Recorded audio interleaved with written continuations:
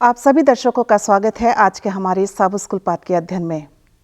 जैसा कि हम सब जानते हैं कि हम 2021 के पहले त्रिमास में चल रहे हैं और इस पूरे त्रिमास में हम यशायाह नबी की पुस्तक के ऊपर चर्चा कर रहे हैं, जिसका शीर्षक ये है, मेरे लोगों को दिलासा दे। आज हमारा 5वां सप्ताह है और आज हम जिस विषय पे चर्चा करेंगे उसका शीर्षक है, शांति का महान राजकुमार। आइए, इससे पहले कि हम अपनी चर्चा में आगे बढ़ें, मैं स्वागत करना चाहती हूं हमारे गेस्ट का, pastor R Bharati, pastor Franklin Francis. मैं आप दोनों का स्वागत करती हूं आज के हमारे सब स्कूल पाठ के अध्ययन में और खुदा बाप का धन्यवाद करती हूं इतने अच्छे इंतज़ाम के लिए कि हम सब मिलकर एक साथ परमेश्वर की स्तुति आराधना कर सकते हैं, सब स्कूल पाठ का अध्ययन कर सकते हैं। आइए हम अपनी आंखों को बंद करें और पास्टर फ्रैंकलिन के साथ दुआ करें। आइए हम प्रार्थना करें। अनुग्रहकारी पिता परमेश्वर, एक बार फिर हम आपके हृदय से धन्यवादित हैं आज के पवित्र सबत के लिए। धन्यवादित हैं पिता परमेश्वर कि आपने हमें फिर एक मौका दिया है कि हम आज के इस पवित्र सबत में आपके सब स्कूल पाठ का अध्ययन कर सकते हैं।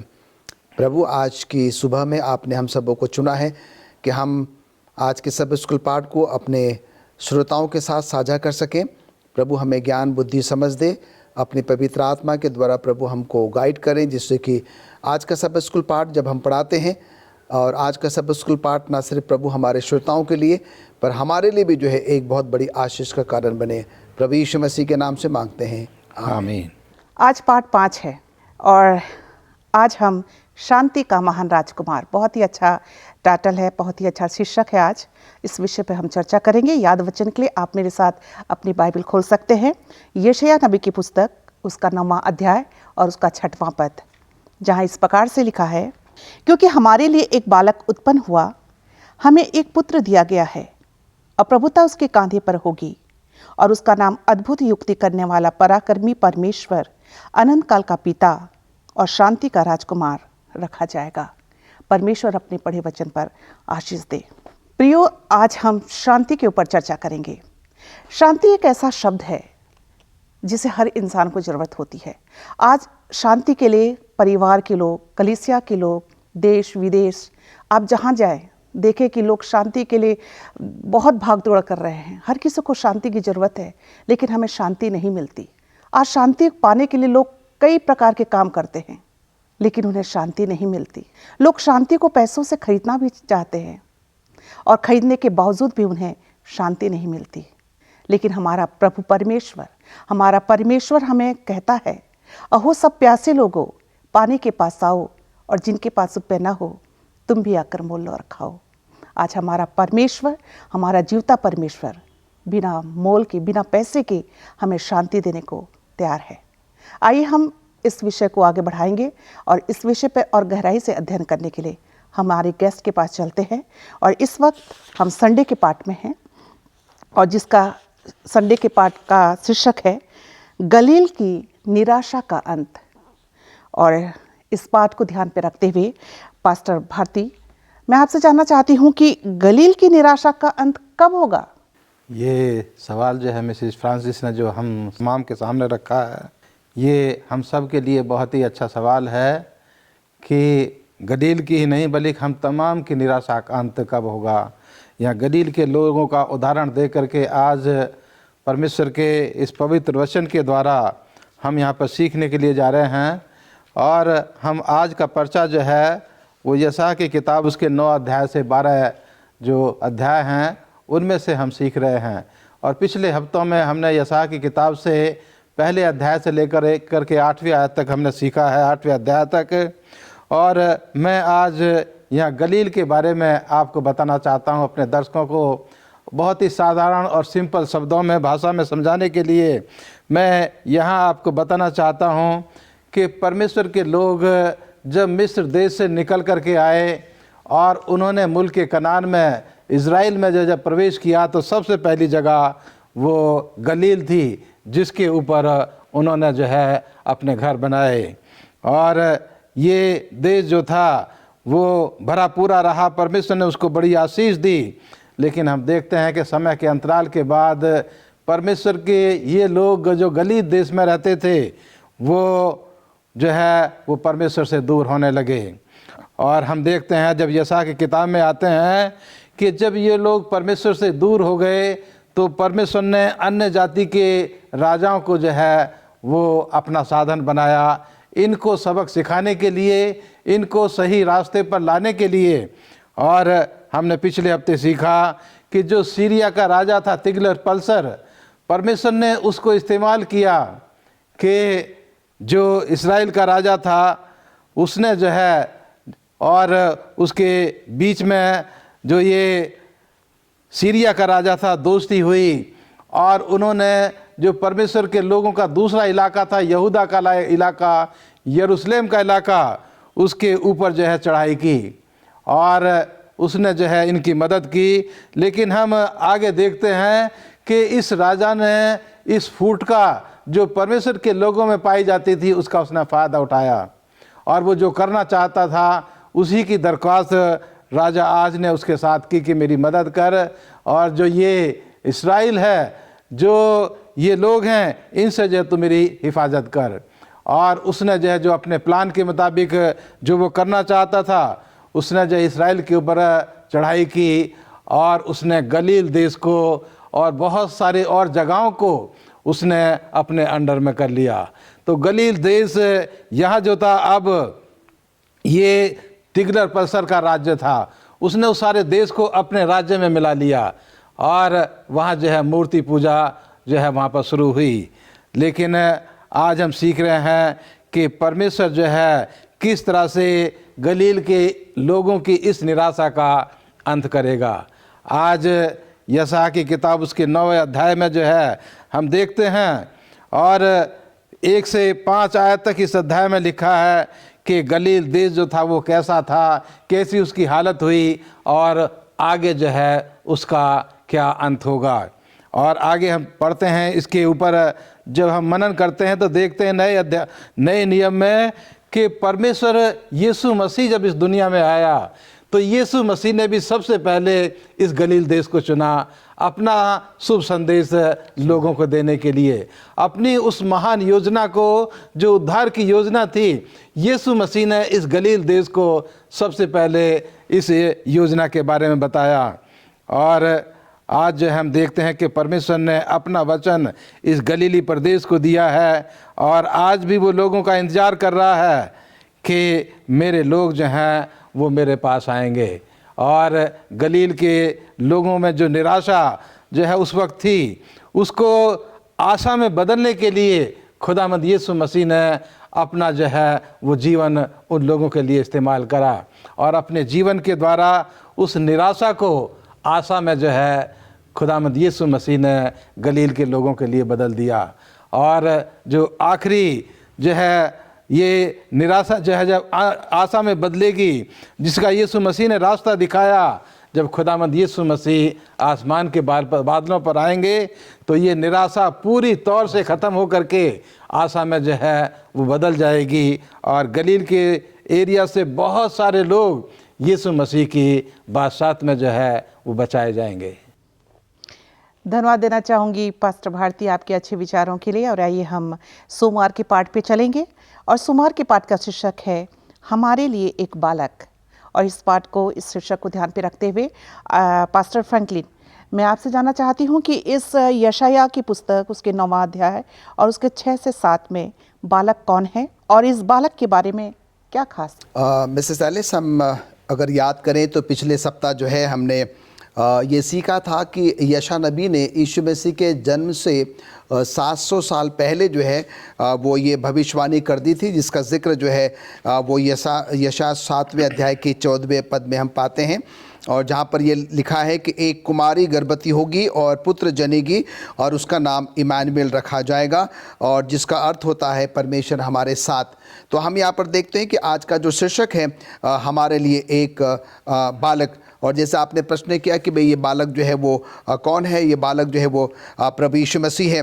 और हम यहाँ पर ये भी देखते हैं कि समय पूरा हुआ और यशायाह नबी के द्वारा जो भविष्यवाणी की गई थी यीशु मसीह के जन्म से 700 साल पहले, और वो भविष्यवाणी जो है वो पूरी हुई, और प्रभु यीशु मसीह ने जो है एक बालक के रूप में जो है वो जन्म लिया। और उसके बाद हम देखते हैं कि यशायाह उसका 9वां अध्याय और उसके 6 और 7 आयत में जो है ये बात और भी जो है वो पूर्ण हो जाती है, ये बात प्रमाणित हो जाती है कि ये आयतें जो है और वो भविष्यवाणी जो यशायाह नबी ने जो है वो की थी, जिसको हमने 7वें अध्याय के 14वें पद में पढ़ा, वो प्रभु यीशु मसीह के बारे में जो है वो बात कर रही है। और मैं आपके सामने यशायाह उसका 9वां अध्याय और उसका 6 और 7 पद पढ़ना चाहता हूँ। यहाँ पर लिखता है कि क्योंकि हमारे लिए एक बालक उत्पन्न हुआ, हमें एक पुत्र दिया गया और प्रभुता उसके कांधों पर होगी और उसका नाम अद्भुत, युक्ति करने वाला, पराक्रमी परमेश्वर, अनंत काल का पिता और शांति का राजकुमार रखा जाएगा। उसकी प्रभुता सर्वदा बढ़ती रहेगी और उसकी शांति का अंत न होगा। इसलिए वो उसको दाऊद की राजगद्दी पर इस समय से लेकर सर्वदा के लिए न्याय और धर्म के द्वारा स्थिर किए गए संभाले रहेगा। सेनाओं के यहोवा की धुन के द्वारा ये हो जाएगा। तो यहाँ पर हम देखते हैं कि ये आयतें जो है, जो यशायाह 9वां अध्याय 6 और 7 जो है, ये भी बिल्कुल साबित कर देती है कि वो जो बालक है जिसके बारे में हम अभी जिक्र कर रहे हैं, वो जो है वो यीशु मसीह के छोड़ कोई और नहीं हो सकता है। और हम यहाँ पर देखते हैं कि अगर आप बाइबल भी पढ़ें तो यीशु मसीह को 100 से ज़्यादा नामों से क्या कि जाना जाता है। और हम यहाँ अभी हमने जो है यशायाह उसके 9वें अध्याय के 6 और 7 में जो है वो 4-5 नामों के बारे में जो है वो पढ़ा है, जो नाम यीशु मसीह को जो है वो संबोधित करते हैं। और उसी प्रकार से जैसे मैंने आपको बताया कि यीशु मसीह को 100 से ज़्यादा नामों से जो है वो जाना जाता है। हम यीशु मसीह को जो है वो पुकार सकते हैं। और हम ये देखते हैं कि जब यीशु मसीह इस दुनिया में आया, उस समय शैतान जो है इस दुनिया में ही था। और जब यीशु मसीह यहाँ पर दुनिया में आया तो शैतान जो है अपने लोगों को क्या करता है, संसारिक लोगों को प्रभु यीशु मसीह के बारे में जो है वो भड़काता है, उनके खिलाफ जो है वो भरमाने की कोशिश करता है, उनके विरुद्ध में जो है वो जाने के लिए क्या करता है, उनको भड़काता है। और वो नहीं चाहता था कि लोग क्या करें, प्रभु यीशु मसीह को जो है एक उद्धारकर्ता के रूप में स्वीकार करें, उसका अनुसरण करें और उस स्वर्गीय घर के जो है वो हिस्सेदार हो जाएं। और इसलिए हम देखते हैं कि न सिर्फ उस समय में यीशु मसीह के दौर में, पर आज के दौर में, आज के समय में भी जो है शैतान अलग अलग माध्यमों से जो है परमेश्वर के चुनिंदा लोगों को क्या करता है, भरमाने की कोशिश करता है, बरगलाने की कोशिश करता है और परमेश्वर के विरुद्ध में जो है अलग अलग तरीके से जो है लोगों को जो है वो बातें कहने की जो है वो कोशिश करता है। और ऐसे समय में भाइयों बहनों अजीज़ों, अगर मेरा और आपका विश्वास प्रभु परमेश्वर पर नहीं है, अगर परमेश्वर का ज्ञान हमें नहीं है, तो हम बड़े आसानी से जो है क्या हो जाएंगे, शैतान के बहकावे में जो है वो आ जाएंगे। और इसलिए इस अंत के दिनों में जबकि हम उस महान राजकुमार के बारे में बात कर रहे हैं, बालक प्रभु यीशु मसीह के बारे में बात कर रहे हैं, आइए इस बात को हम ध्यान में रखें कि हम बहुत ही सतर्क और बहुत सावधान हो जाएं, जिससे कि हम शैतान के बहकावे में जो है वो ना आ सके। मिसेस एलिस, पास्टर फ्रैंकलिन, आपने जो अभी ये भविष्यवाणी का जिक्र किया गया, ये यीशु मसीह के जन्म से कितने सालों पहले जो है दुनिया के तमाम लोगों को ये बता दिया गया था कि परमेश्वर की ये योजना है। और परमेश्वर की योजना के तहत खुदामंद यीशु मसीह इस दुनिया में आए और परमेश्वर ने जो वादा किया दुनिया के लोगों के साथ, उस वादे को पूरा किया। जी, धन्यवाद देना चाहती हूँ पास्टर फ्रैंकलिन आपके अच्छे विचारों के लिए। और आइए हम मंगलवार के पाठ पे चलेंगे। मंगलवार का पाठ का शीर्षक है परमेश्वर की क्रोध की छड़ी। बहुत ही अच्छा शीर्षक है, परमेश्वर की क्रोध की छड़ी। पास्टर भारती, मैं आपसे जानना चाहती हूँ कि परमेश्वर अपने लोगों को एक बार में दंड न देके रुक रुक के दंड क्यों देता है? ये मिसेस फ्रांसिस ने जो अभी सवाल हमारे सामने रखा है, उसके मतलब को हम समझने की कोशिश करेंगे। और इसके लिए हम यशायाह की किताब उसके 9वें अध्याय की 8 और 9 और 10 आयतों को मैं यहाँ पर पढ़ना चाहता हूँ, जो परमेश्वर का यहाँ पर क्रोध है अपने लोगों के प्रति, उसको दिखाता है कि प्रभु ने याकूब के पास एक संदेश भेजा है और वह इस्राएल पर प्रकट हुआ है। और सारे प्रजा को, अप्रेमियों और सोमरोन वासियों को मालूम हो जाएगा जो गर्व और कठोरता से बोलते हैं, ईंट तो गिर गई है परंतु हम गढ़े हुए पत्थरों से घर बनाएंगे, गूलर के वृक्ष तो काट दिए गए हैं परंतु हम उनके बदले देवदारों से काम लेंगे। ये यहाँ पर जो है वो बताया गया है कि परमेश्वर जो है वो अपने लोगों से जो है वो गुस्सा होता है और वो गुस्सा उस वक्त होता है जब परमेश्वर के लोग उसकी इच्छा के विरुद्ध काम करते हैं। परमेश्वर का क्रोध उनके ऊपर जो है भड़कता है और फिर वो उनको दंड देना शुरू करता है, और वो एक ही बार में अपने लोगों को वो ख़त्म नहीं करता, क्योंकि परमेश्वर जो है वो अंदर से अपने दिल से वो अपने लोगों को प्यार करता है, लेकिन उनके कामों की वजह से वो उनसे गुस्सा हो जाता है और उनको वो ठीक करने के लिए उनको वो सज़ा देता है। यहाँ एक और आयत में पढ़ना चाहूँगा, जो दूसरा पत्रस उसका 3 अध्याय उसकी 9 आयत में लिखा है कि प्रभु अपनी प्रतिज्ञा के विषय में देर नहीं करता जैसी कुछ लोग समझते हैं, पर तुम्हारे विषय में धीरज धरता है, और वह नहीं चाहता कि कोई नष्ट हो, वरन यह है कि सबको मन फिराव का अवसर मिले। तो यहाँ बताया कि परमेश्वर जो है वो धीरज धरता है, मेरे और आपके लिए वो धैर्यवान है। उसके चरित्र की ये खूबियाँ हैं कि वो अंदर से अपने लोगों को दिल से प्यार करता है, लेकिन जब उसके लोग गलत रास्ते पर चलते हैं तो उनको वो ठीक करने के लिए वो जो है कुछ चीज़ें उनके रास्ते में वो लेकर के आता है, उनको अवसर देने के लिए, उनको सुधारने के लिए कि ये जो हैं इस परेशानी की वजह से ये जो है ठीक हो जाएं। और जब वो ठीक नहीं होते हैं तो उससे बड़ी परेशानी उनके सामने वो लेकर के आता है। उसको भी देख करके अगर वो ठीक नहीं होते हैं तो फिर उससे भी बड़ी परेशानी वो उनको सामने लेकर के आता है।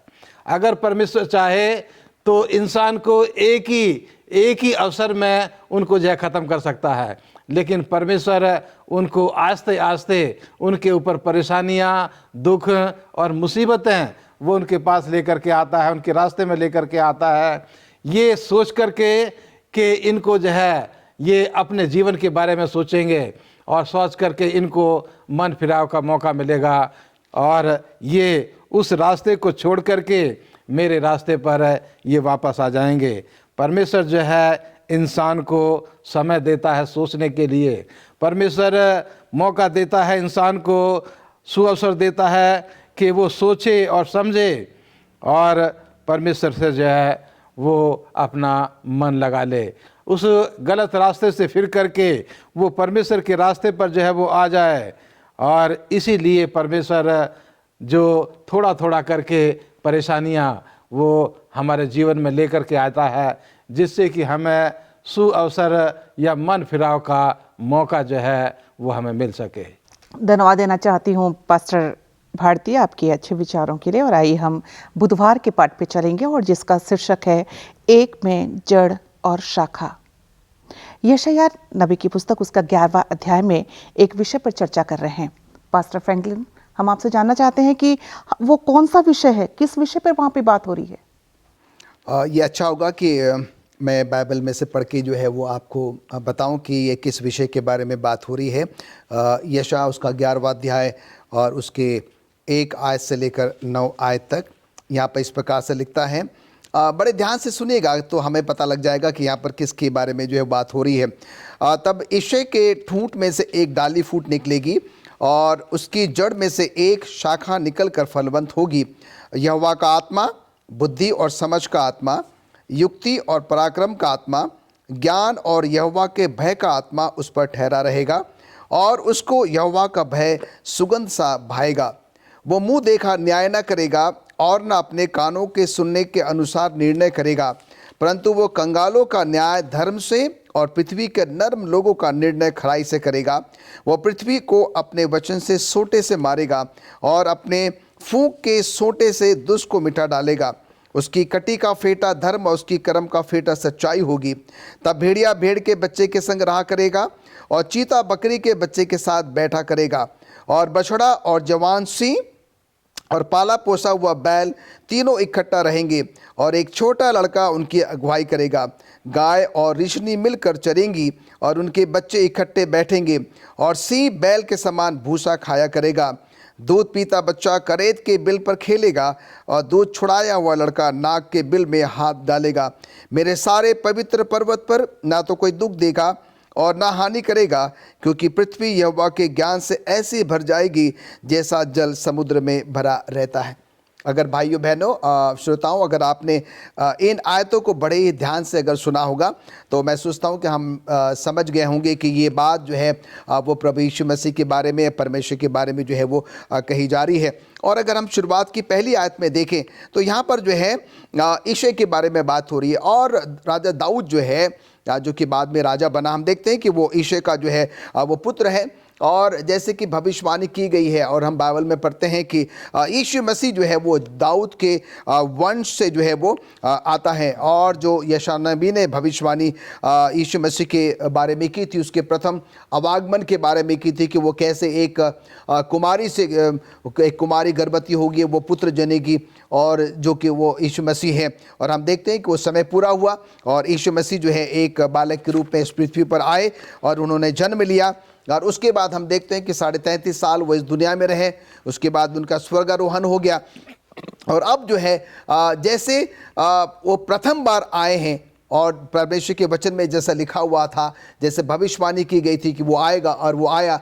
और हम यहाँ पर देखते हैं कि वैसे ही जो है वो दूसरे बार या दोबारा बार या उसका दूसरा आवागमन भी जो है वैसे ही होगा। तो हम यहाँ पर देखते हैं कि ये दूसरे आवागमन के बारे में कई बार हमारे पास कई शंकाएं होती कि सचमुच में क्या यीशु मसीह आएगा या नहीं आएगा।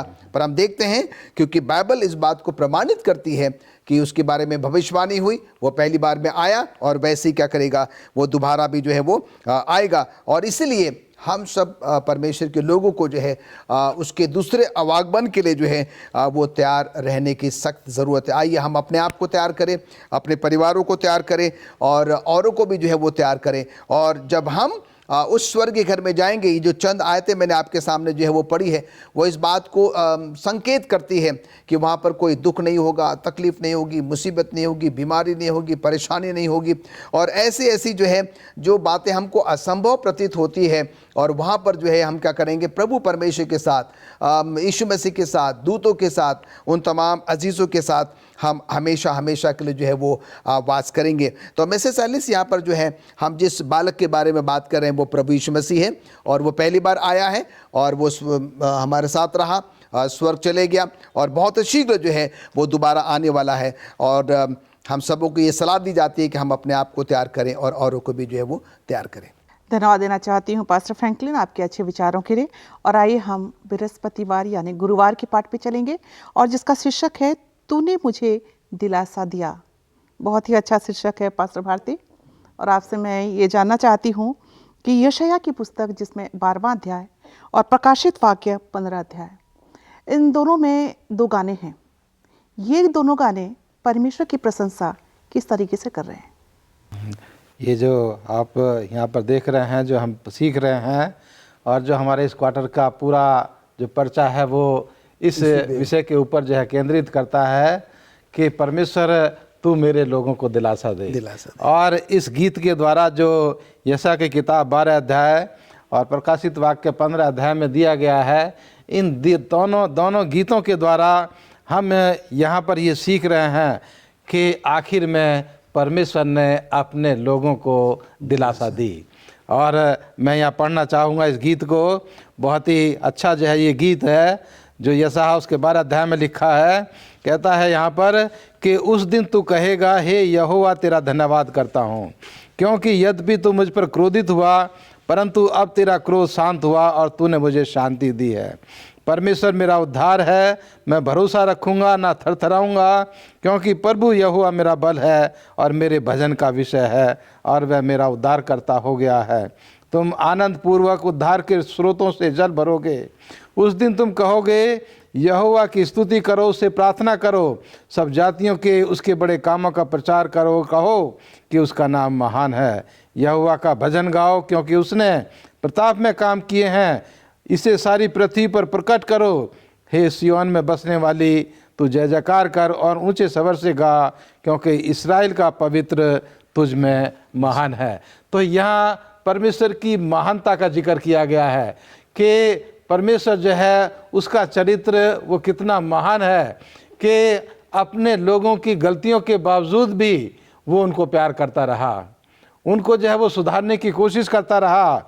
और आखिर में जो है परमेश्वर के कुछ चुने हुए लोगों ने परमेश्वर के उस प्रेम को जो है वो अनुभव किया और अपने जीवन को वो परमेश्वर के पास लेकर के आए।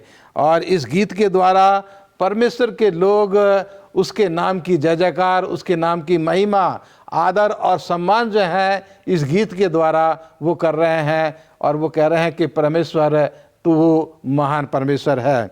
और जो प्रकाशित वाक्य 15 अध्याय की 3, 4 और 5 आयत में भी यहाँ लिखा है कि हे सर्व शक्तिमान प्रभु परमेश्वर, तेरे काम महान और अद्भुत हैं, तो युग युग के राजा तेरी चाल ठीक और सच्ची है। हे प्रभु, कौन तुझसे ना डरेगा और तेरे नाम की महिमा ना करेगा, क्योंकि तू ही पवित्र है। सारी जातियां आकर तेरे सामने दंडवत करेंगी, क्योंकि तेरे न्याय के काम प्रकट हो गए हैं। परमेश्वर के जो काम है, जो चरित्र है, वो लोगों के सामने जो है वो प्रकट उसने किया। और बहुत लोगों ने उसको जो है अपना मुक्तिदाता, अपना उद्धारकर्ता उसको स्वीकार किया। और जब उन्होंने जो है परमेश्वर के प्रेम को चखा तो उन्होंने उसके नाम के गीत गाए, उन्होंने उसके नाम के भजन गाए और उसको महान कहा, उसको धन्य कहा। और उन्होंने कहा, उन्होंने ये इकरार किया कि प्रभु तू हमारा उद्धार करता है। धन्यवाद देना चाहती हूँ पास्टर भारती आपके अच्छे विचारों के लिए। और आइए हम शुक्रवार के पाठ में चलेंगे और शुक्रवार के पाठ को ध्यान पे रखते हुए पास्टर फ्रैंकलिन, मैं आपसे जानना चाहती हूँ कि Desire of Ages page number 49 में मिसेस एलन जी वाइट क्या कहती हैं?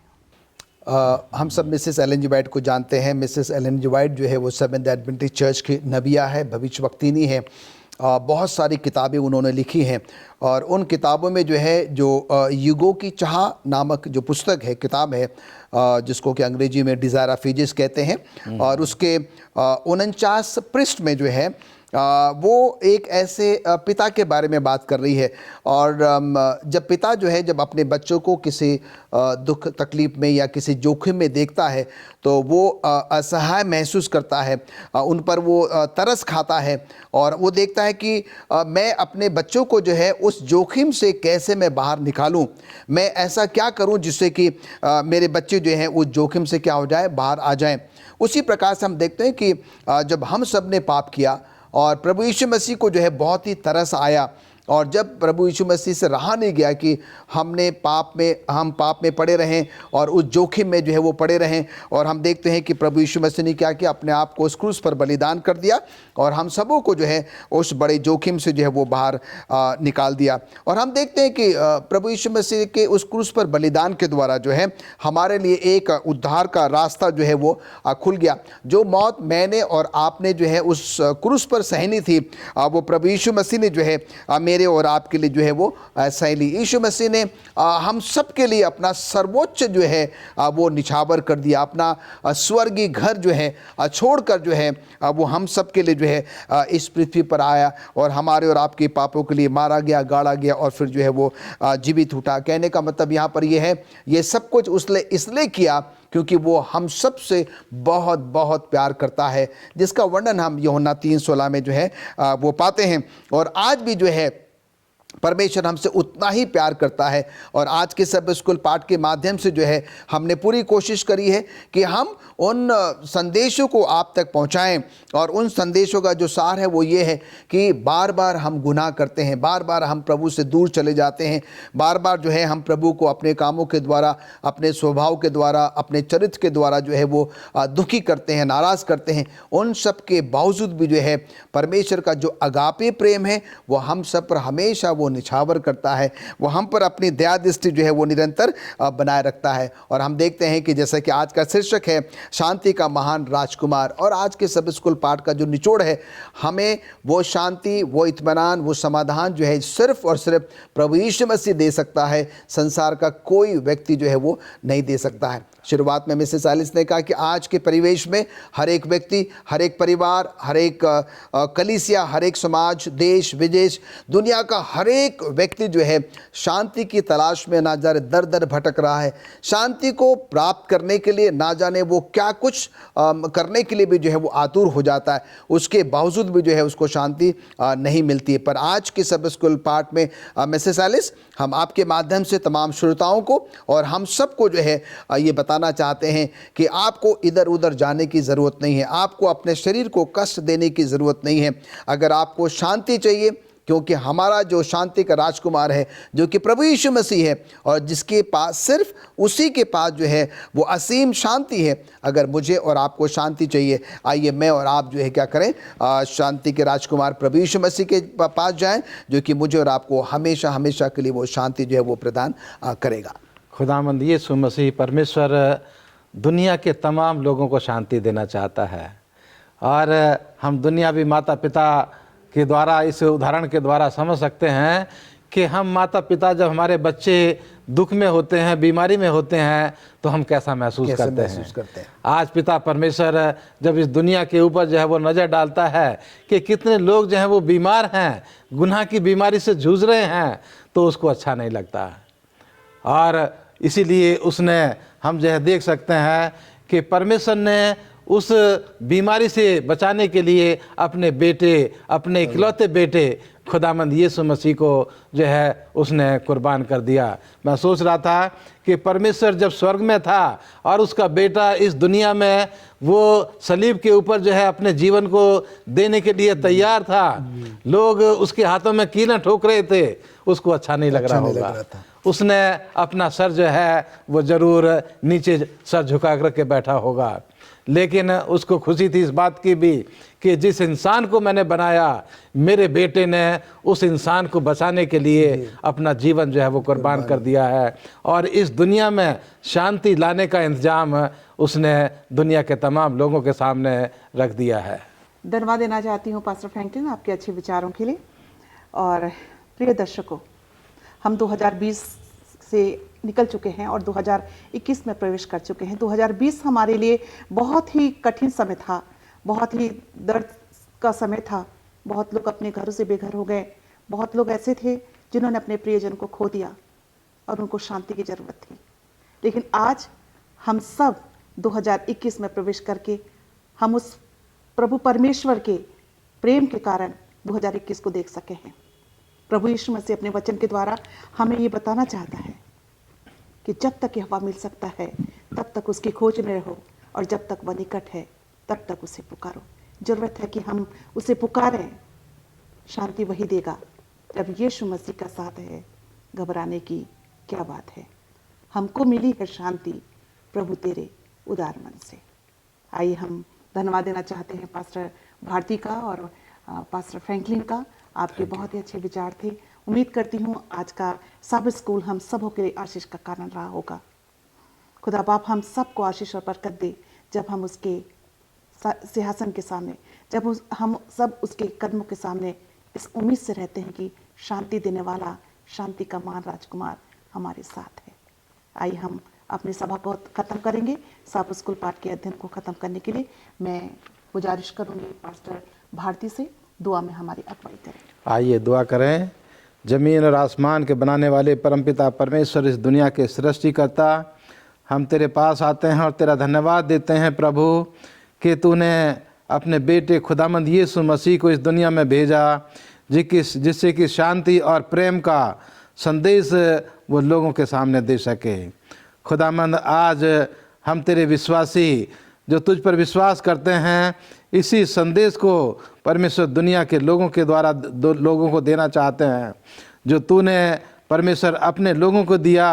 हम दूसरे लोगों को इसी शांति और प्रेम के संदेश को दूसरों को बांटना चाहते हैं। अपनी इस ऑनलाइन मिनिस्ट्री के द्वारा, इस मीडिया के द्वारा खुदामंद लोगों के लिए दुआ करना चाहते हैं प्रभु कि वो लोग जो तुझसे दूर हैं प्रभु, कि उनके जीवन में परमेश्वर तू शांति और तसल्ली दे और परमेश्वर तेरा प्यार को वो महसूस कर सकें। खुदामंद तुझसे दुआ करते हैं कि तू हमारे तमाम श्रोताओं के साथ हो, उनको आशीष दे उनके जीवन में खुदावन शांति दे कि वो महसूस कर सकें कि प्रभु तू उनके जीवन का उद्धार करता है, और वो तेरे प्रेम को परमेश्वर महसूस करते हुए अपने जीवन को तेरे रास्ते पर आगे बढ़ा सकें और तेरे दूसरे आगमन के लिए तैयार कर सकें। खुदावन तू हम तमाम की अगुवाई कर और अपनी महिमा के लिए इस्तेमाल कर। प्रार्थना को सुन और कबूल कर, मसीह यीशु के नाम में मांगते हैं, आमीन।